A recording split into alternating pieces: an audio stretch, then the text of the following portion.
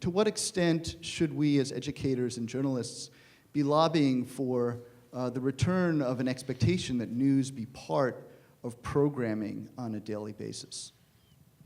Well, it's interesting. What you refer to is Section 315 of the FCC code, which was that every broadcaster had to operate in the public interest, necessity, and convenience.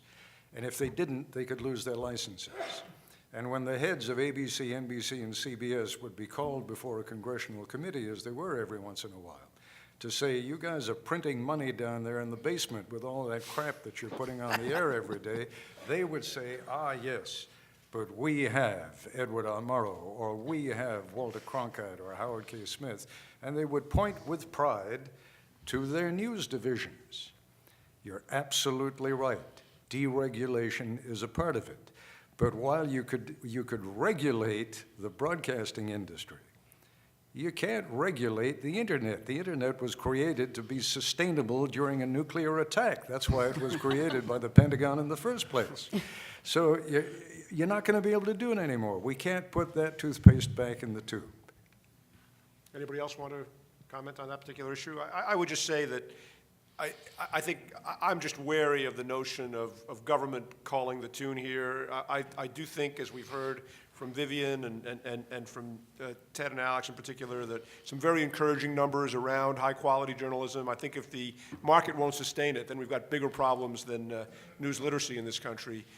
So I don't think, I guess my answer to you, even though I'm the moderator, I'm not supposed to answer your questions, David, would be, I would not like to see I don't think the answer, I think Ted's right. There's just too many sources of news now for government regulation to be the answer here. Another question? Yes. Lauren Gaglione from the Medill School of Journalism at Northwestern. Hi, thank you for this panel, which is excellent.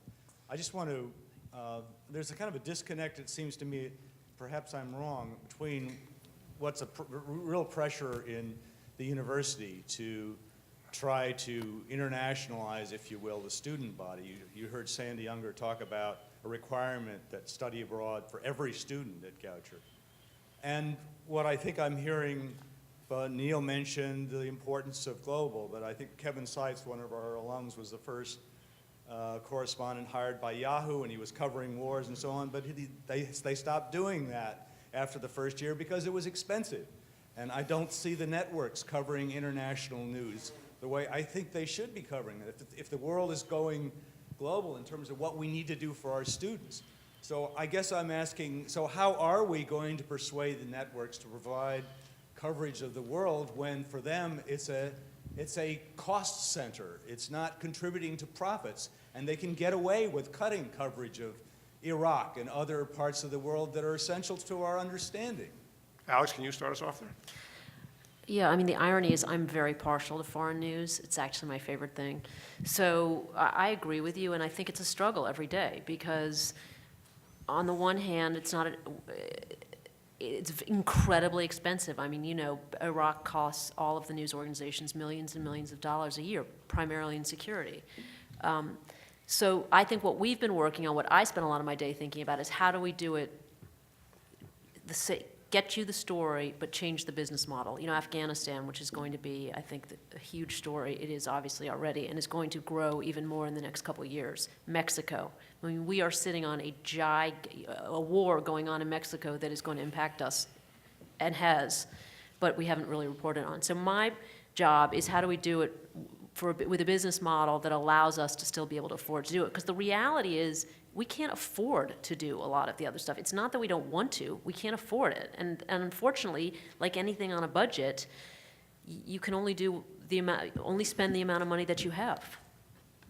Yeah, Ted, I just think back to some of the seminal Nightline broadcasts, South Africa or the Middle East. I jokingly used to say, Ted Koppel single-handedly ended apartheid and redrew the map of the Middle East. I mean, what's changed? Why not today? Well, I remember getting a call a number of years ago when I was still managing editor of Nightline. This is quite a few years ago, and it was one of the bean counters who wanted to know Did he identify himself that way, by the way? No, it's Murray. I'm one of the bean. That's my scurrilous identification. It was Murray the bean counter, and Murray wanted to know how many times a year Nightline used the Moscow bureau.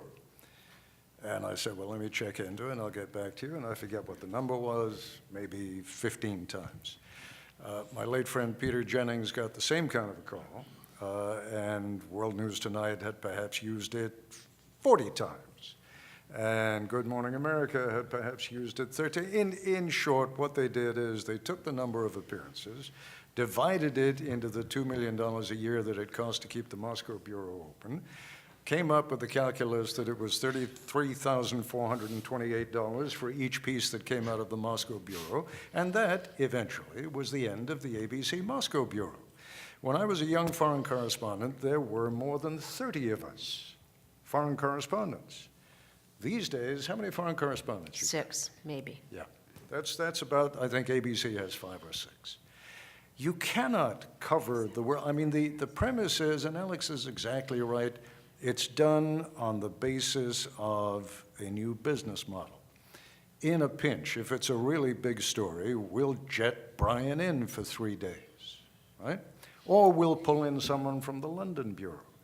The difference is, and tragically, this is also happening in places like the CIA, where they're closing down their human assets because they're expensive. But when you have human assets on the ground, we should right now, every network right now should have a bureau in Pakistan, a bureau in India, a bureau in Afghanistan.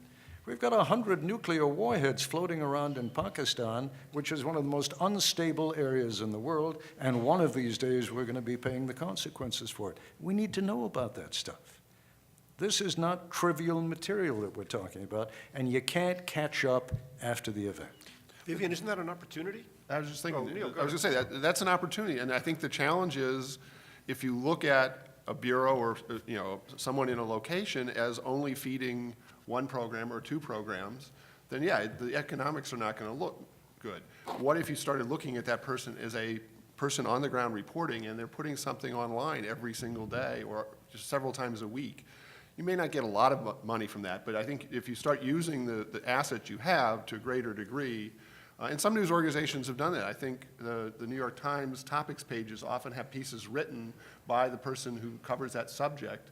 It's not a news story. It's another way to use the brain power and the knowledge and the feet on the ground to get a little more leverage out of them. It's also an opportunity in that, it's a competitive advantage for those news organizations that continue to provide significant foreign coverage. I mean, we can say, on the one hand, we can say, oh, we must do this, it's important to democracy, it's important to, to our security, all of those things.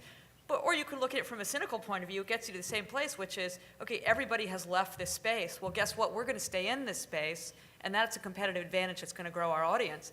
And frankly, it doesn't matter. You can come at it from both approaches. It still gets you to the right place. Alex, you were going to say something?